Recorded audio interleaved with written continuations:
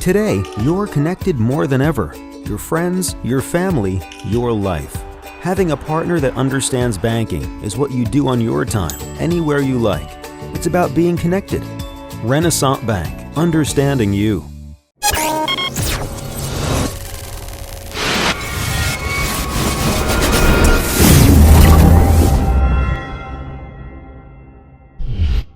Sponsored by Renaissance Bank. Good morning and welcome to Newsbreak for Thursday, December 29th. I'm Derek Russell. Remember, you can watch Newsbreak each weekday at 7 a.m. at djournal.com, Facebook, YouTube, or the Daily Journal's mobile apps for Apple and Android devices. First on today's show, let's look at the Weather Underground forecast. Today will be partly cloudy with a high of 54 and a low of 31 with a 10% chance of rain. Your 3-day outlook: Friday calls for clear skies with a high of 53 and a low of 34.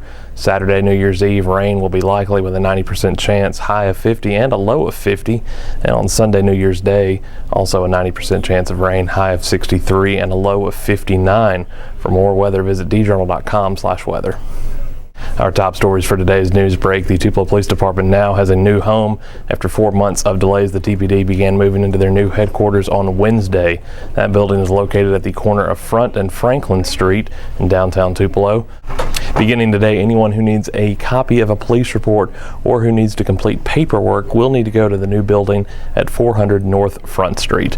Officials broke ground on the $10 million, 34,000 square foot building in April of 2015. It includes an armory, an exercise room, and a spacious briefing room, as well as the evidence storage and the crime lab. All of the police divisions will be brought together under one roof. This will be the first new police station in Tupelo since 1966.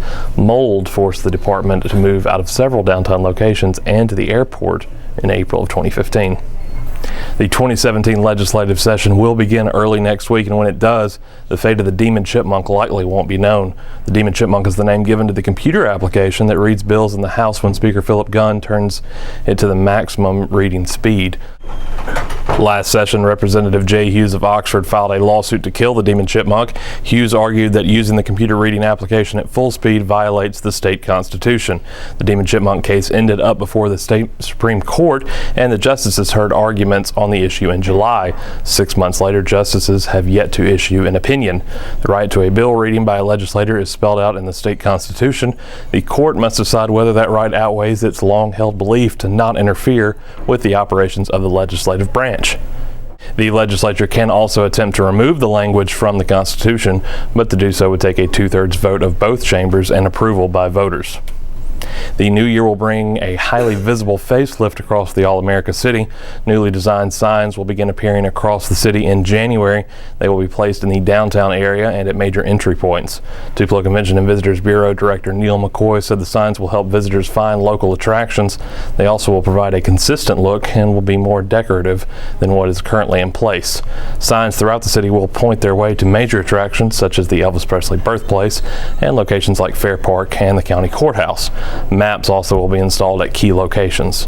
In all, some 240 sign panels will be produced and installed on 80 different poles across the city. The signs are being made by Knight Sign Industries of Tuscaloosa, Alabama. They will cost about $400,000. In sports, the start of the SEC basketball season is right around the corner. Ole Miss opens conference play tonight at 7 against 8th-ranked Kentucky. It is the first trip to the Pavilion for the league's most recognized program.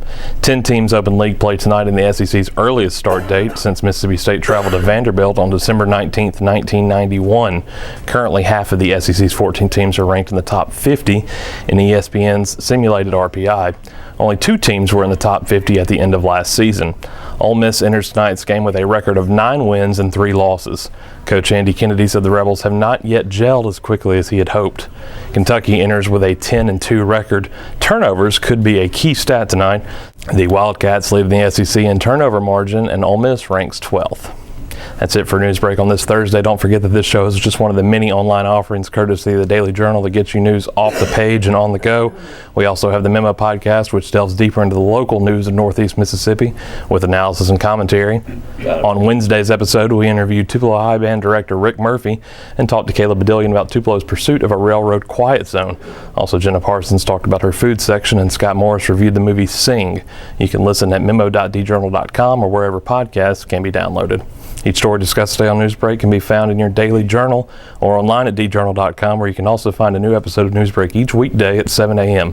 Thanks for joining us. I'm Derek Russell. Have a great Thursday.